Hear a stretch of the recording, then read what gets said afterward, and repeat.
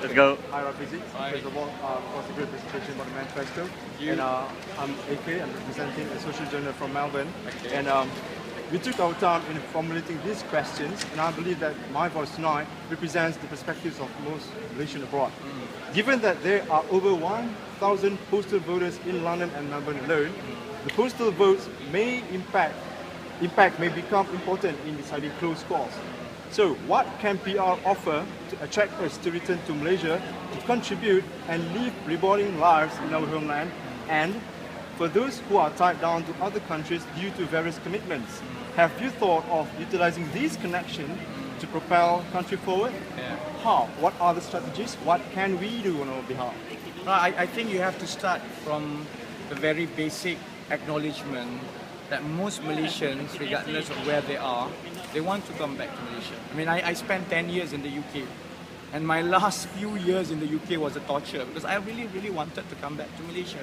So it's only if there are push factors that, unless you resolve it in Malaysia, the reasons why people don't want to come back because they feel that there are something pushing them away from Malaysia. That's why if you carry out reforms and you make sure that every single Malaysian with the right talent and the right hard work will have an equal opportunity to prosper and to do marvelous things in the country, I think even without specific incentives, the way that BN is doing now, people will want to come back. Because, I mean, it's not like home anywhere, regardless whether you're in London or whether you're in Australia. You cannot compare, the livelihood that you have in Malaysia with abroad. So I think what Pakatan will do is to make sure that all these push factors, all the factors that make people stay away or leave Malaysia in the first place, and that includes many things, the feeling that they are being discriminated against, the fact that people feel that they won't have access to equal opportunity, that you need to know somebody before you can hit a big time, or because the quality of education is low, people want to have better education for their children. If you fix what is good for the rest of Malaysians in the country, the rest of Malaysians abroad, I think eventually will start to come back one by one. So there's no rocket, it's not rocket science. I think you have to demonstrate your honesty to offer the best to Malaysians, and all other Malaysians will come back. But of course, I mean, you mentioned there are people who are already citizens of other countries. So I think eventually you will see more and more Malaysian diaspora around the world. I mean, we have a big one in Australia, I think we have a big one in the UK. You have to take a complete approach, different approach than what BN is doing now. I mean, BN views these people as threats, and they look down at these people being people who abandoned Malaysia in the first place. I think it's good to have Malaysian diaspora because eventually this world is very connected and globalized, and more in the future you will see Malaysians seeking for market and connections abroad, in Australia, in the UK, in Europe, and that's how basically business are made. You start doing business and trades with people you know, and if you happen to have Malaysians or people of Malaysians origin all over the world, and they have societies and associations all over the place, connecting these people and making sure that we benefit from their presence in this country as much as they're keeping up with their roots here, I think is a very positive thing. That is not done by the end government now, precisely because they think that these people are all anti-government.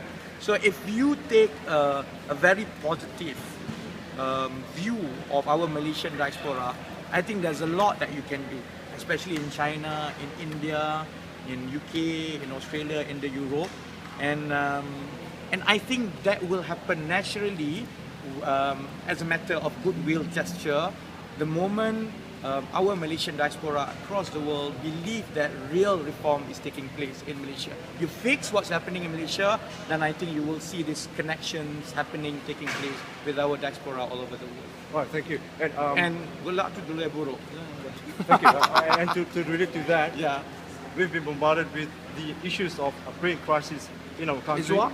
Brain drain crisis. Brain drain crisis. Yeah. So in brief, would you like to respond to that?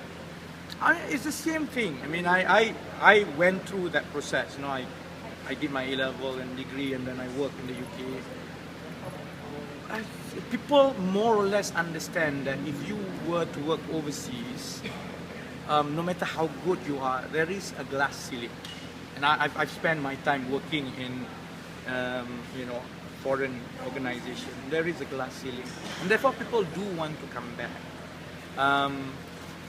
But they have feelings that certain things are not done, and they have fear about how our society is run. So brain drain is not something that you can do through my talent or through talking, because there is nothing that we can offer that can match their livelihood overseas. I mean, if you're talking about talking to a finance director in Europe earning monthly about £20,000, for example, there is nothing that you can do given the market in Malaysia that can match that.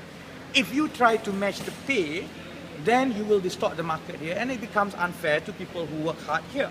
So that's why the way the end is managing brain drain now, which is trying to bribe people with financial incentive, with positions and so on, it's not going to work, because people choose home not because of financial reward, but because it's homely, because it's worth to be there, because it offers a peace of mind.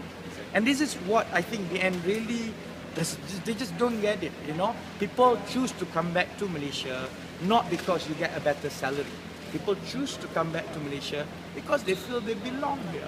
It offers a peace of mind here, and it's a best place to raise our child. And yeah, so so I disagree with this disconnected way of BN handling all this. You talk about attracting people to come back to Malaysia because of our brain drain, yet you refuse to resolve the very root cause of the problem that made these people stay away in the first place. In fact, I think governing is very simple. You focus on what really matters, the real root problems, and be honest about the whole thing. Everything else will resolve, and it comes into place. It's very simple.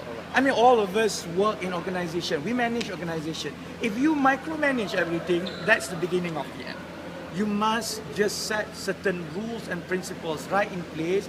Everything else, inshallah, will fall to place. And that's exactly what governing is all about. You make sure it's a fair government. You make sure that you reward the people who deserve to be rewarded. You help people who deserve help.